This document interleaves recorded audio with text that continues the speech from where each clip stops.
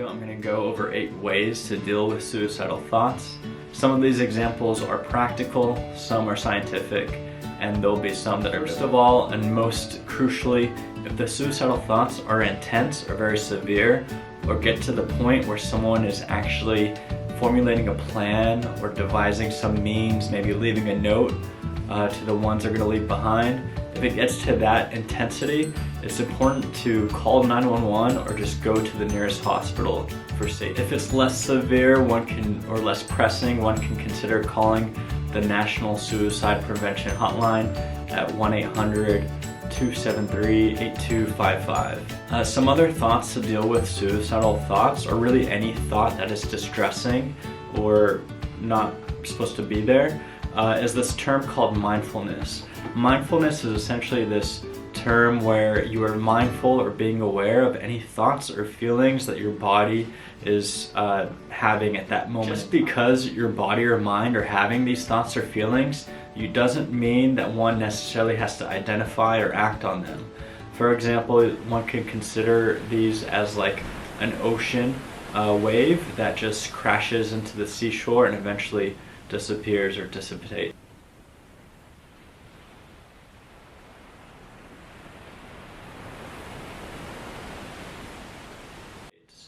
Another example could be a cloud that just goes through the sky and will go away. So in other words, let these thoughts or feelings just go in through one ear and out the other.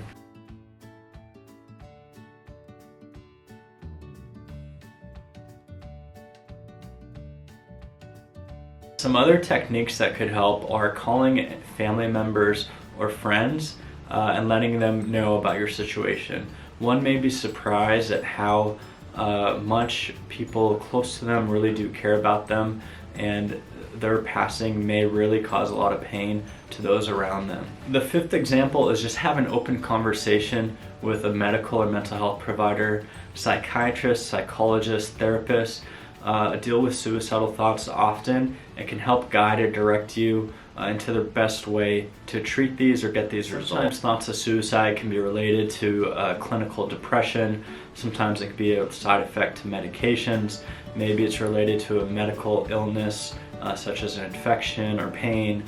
All these should be presented to your healthcare professional to try to deal with it correctly. Other items may be relationship issues or substance abuse or withdrawal.